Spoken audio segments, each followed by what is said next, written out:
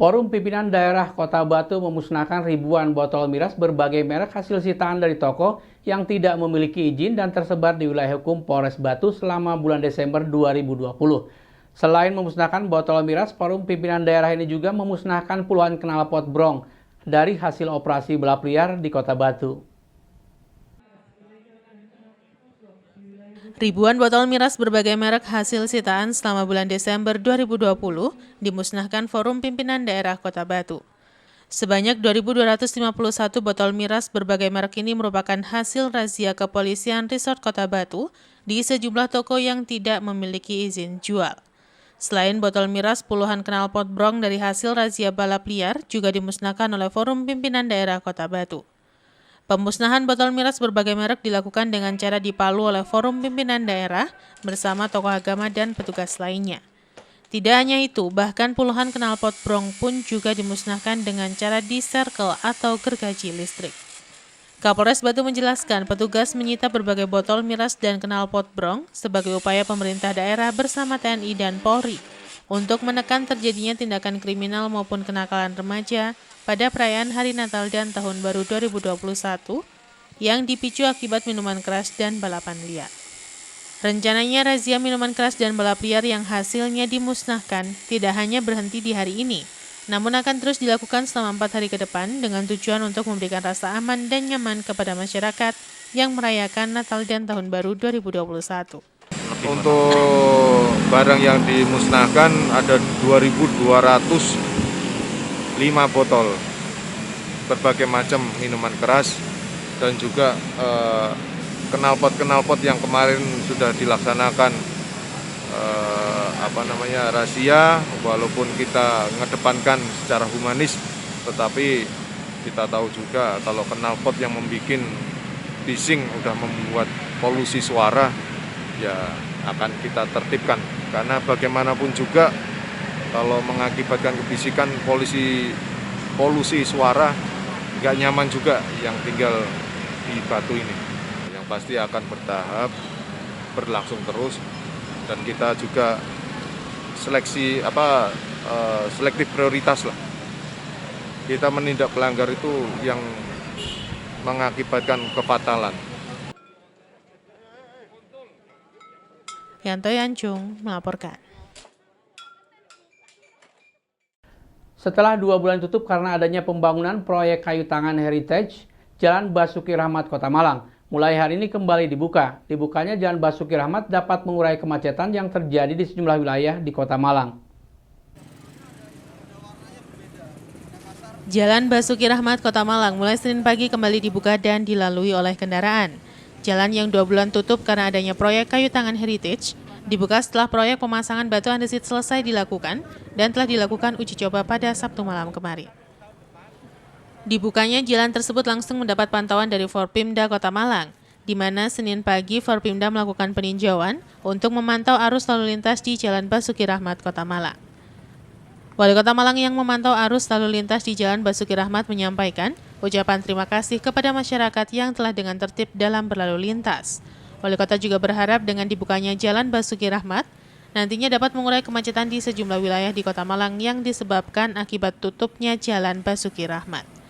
Wali Kota juga mengucapkan terima kasih kepada pemerintah pusat yang telah memberikan bantuan DAK untuk pembangunan Kampung Heritage dan Kampung Polehan.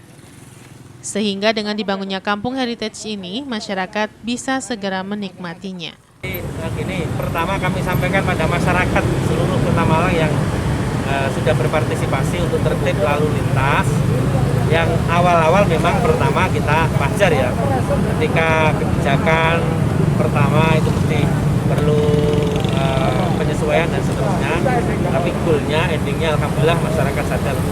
Itu saya ucapkan terima kasih ketegasan Pak Kapolresta waktu itu tanggal 20 tutup total, artinya memang pertama ada kejutan-kejutan dan masyarakat ya boleh dan sebetulnya wajar ya masyarakat. Tapi pada akhirnya sekarang sudah tercapai dan alhamdulillah hari ini tepat waktu ya. Insya Allah ini juga bisa mengurai kemacetan yang kemarin sempat hampir 2 bulan dirasakan oleh warga masyarakat Malang dan pengguna jalan di sekitaran Kota Malang. Itu saya ucapkan terima kasih pada semuanya ada TNI Polri yang selalu mendukung bagaimana pembangunan di Kota Malang dan kondisivitas Kota Malang berjalan dengan baik. Yang kedua, perlu kami sampaikan, kami juga mengucapkan terima kasih kepada pusat karena DAK 23 miliar itu bukan untuk kayu tangan saja, tapi ada yang di Jodipan, ada di koridor dalam. Jadi kalau tidak salah di sini itu berapa? Saya mohon doa ini segera akan di koridor 1-2 udah selesai, nanti di Februari insya Allah. Koridor selanjutnya nanti akan diteruskan oleh APBD ya. Dan mudah-mudahan di Agustus yang akan datang ini yang namanya heritage kayu tangan sudah bisa dinikmati oleh warga Malang dan sekitarnya, bahwa Malang punya wisata heritage yang terconnecting antara koridor kayu tangannya dengan sampingnya. Jadi kanan kiri itu kampung-kampung yang juga banyak bangunan-bangunan heritage. Simon Alfredo melaporkan. Jajaran Polres Malang Kota menggelar apel kesiapsiagaan pengamanan perayaan Natal dan Tahun Baru atau Nataru. Total 800 personel pasukan gabungan yang akan disiagakan dalam pengamanan Nataru. Berbeda dengan tahun lalu, pengamanan perayaan Natal dan Tahun Baru 2021 difokuskan pada antisipasi tindak terorisme dan protokol kesehatan COVID-19. Sedikitnya 800 personil gabungan dari kepolisian, TNI, Satpol PP, Dishub, Dinkes Kota Malang, dan beberapa elemen masyarakat seperti Pramuka, Pemuda Pancasila, Senkom, RJT, serta Banser mengikuti apel kesiapsiagaan pengamanan perayaan Natal dan Tahun Baru 2021 di Mako Polres Malang Kota. Apel pasukan kali ini dipimpin langsung oleh Wali Kota Malang Sutiaji dan membacakan amanat dari Kepala Kepolisian Republik Indonesia, Jenderal Polisi Idam Aziz. Dalam amanat tersebut diantaranya, pada pengamanan perayaan Natal dan Tahun Baru 2021 ini berbeda dengan tahun lalu. Belum berakhirnya pandemi COVID-19 membuat petugas diharapkan tetap melakukan penegakan protokol kesehatan COVID-19 kepada masyarakat atau operasi justisi. Selain itu, antisipasi terhadap terorisme juga menjadi fokus pengamanan. Sementara itu, Kapolresta Malang Kota Kombes Pol Leonardo Simarmata mengatakan, operasi Lilin Semeru tahun 2021 ini mulai tanggal 21 Desember sampai 4 Januari 2021 selama 15 hari. Kapolresta menambahkan pihak kepolisian tidak segan untuk membubarkan kerumunan masyarakat yang menggelar pesta pada malam Tahun Baru. Sementara pada pengamanan Nataru tahun ini, terdapat 3 pos pengamanan dan 2 pos pelayanan yang dibangun di beberapa titik di Kota Malang. Kita melaksanakan operasi Lilin Semeru 2020 selama 15 hari sejak tanggal 21 Desember sampai dengan tanggal 4 Januari 2021. Kita akan menyiapkan 3 pos pengamanan dan juga 2 pos pelayanan. Di samping ada beberapa pos-pos pantau lainnya. Nah, kami juga sepakat tadi dengan Pak Wali dan Pak Dandim bahwa besok kita akan melakukan pengecekan pada tempat-tempat ibadah, terutamanya adalah tempat ibadah dengan jumlah jemaah yang besar, dan juga sekaligus pengecekan pos pengamanan dan juga pos pelayanan. Demikian. Untuk operasi justisi itu kami lakukan 1 hari kurang lebih 5 kali. Itu dilakukan juga termasuk di kecamatan-kecamatan. Ini akan tetap kita lakukan dan kita galakkan. Kita tidak bisa mengambil resiko bahwa kalau kita tidak laksanakan operasi justisi ini, otomatis pasti akan ada penumpukan nanti penambahan daripada klaster-klaster lainnya. Ini akan tetap kita lakukan termasuk di pos-pos pengamanan yang nanti kami siapkan. Itu kami juga bekerja sama nanti dengan dari Dinas Kesehatan. Itu akan disiapkan nanti obat-obatan dan juga alat seperti rapid test. Ya. Personilnya berapa komandan untuk operasi Lilin kali ini? Untuk personil yang dilibatkan kurang lebih 500 personil, lalu dari TNI itu kurang lebih 100 personil, lalu juga dari pemerintah kota dan juga instansi lain. Jadi total kurang lebih sekitar 800 personil. Dan nanti kalau misal ada yang tetap melakukan kerumunan saat tahun baru, sanksinya apa komandan? Kami akan bubarkan. Jadi sekali lagi kami sampaikan kesempatan ini bahwa saya dengan Pak Wali dan Pak Dandim tidak ragu-ragu untuk membubarkan bila nanti masih ada yang membandel, melakukan kegiatan-kegiatan acara tutup tahun, acara kumpul-kumpul, acara reuni, acara yang sifatnya mengumpulkan massa. Ini kami secara ini kami warning untuk tidak ada yang melakukan hal-hal demikian pada saat pergantian tahun nanti. Potensi kerawanan yang di momen Natal apa dan? Potensi kerawanan yang utama adalah antisipasi daripada tindak pidana terorisme. Kemarin kita sudah monitor bahwa ada penangkapan jaringan sel terorisme di beberapa kota maupun juga kabupaten. Nah, ini juga perlu kita antisipasi karena khususnya ini di bulan Desember. Ya, di tempat-tempat ibadah, di seluruh tempat ibadah, untuk agama apapun kita berikan pengamanan secara maksimal. Simon Alfredo melaporkan. Terima kasih Anda masih bersama kami Info 7 Malang Raya. Polres Batu menggelar apel pasukan operasi lilin Semeru 2020 di alun-alun Kota Batu. Apel operasi lilin Semeru 2020 dalam rangka menjelang Natal dan Tahun Baru 2021. Bertempat di alun-alun Kota Batu, ratusan personil gabungan dari TNI, Polri, Dishub, Satpol PP, pemadam kebakaran dan sejumlah anggota pramuka disiagakan untuk terlibat dalam pengamanan Natal dan Tahun Baru di Kota Batu. Apel kesiapan pengamanan Nataru dipimpin langsung oleh Kapolres Batu AKBP Catur Cahyono Wibowo yang dihadiri oleh Wali Kota Batu dan sejumlah forum pimpinan daerah dan undangan lainnya. Apel kesiapan pengamanan Nataru juga dilakukan pemeriksaan pasukan dan sejumlah sarana prasarana pendukung di dalam pengamanan Nataru oleh jajaran Forpimda. Kapolres Batu mengatakan kesiapan pengamanan selain mempersiapkan personil juga telah mempersiapkan beberapa pos pantau yang tersebar di wilayah Polres Batu karena di saat liburan Natal dan Tahun Baru di wilayah Kota Batu akan terjadi rawan macet. Sehingga petugas yang dilibatkan nantinya juga akan terus standby pada jalur yang rawan macet yang bertujuan untuk mengurai kemacetan. Kapolres juga menghimbau untuk masyarakat dalam melakukan liburan Natal dan Tahun Baru untuk tetap waspada dan mematuhi aturan, khususnya protokol kesehatan, agar usai melaksanakan liburan Nataru tidak akan terjadi klaster baru dan penyebaran COVID-19. Jadi untuk keseluruhan personil kami dari Polres dengan keseluruhan 300 lebih personil. Keseluruhan kurang lebih 300 personil yang dilibatkan. Baik. Itu nanti disebar di mana saja? Untuk kita ada 5 pos PAM dan ada 1 pos pelayanan. Jadi pos PAM mulai dari Pendem 90, 80 di Pujon, terus di mana ini? Dekat Polsek Kota. Terus untuk pos pelayanan ada di Pahit, di Kasembon, wilayah Kasembon, dekat Cuban Ketak, Kota itu. Iya.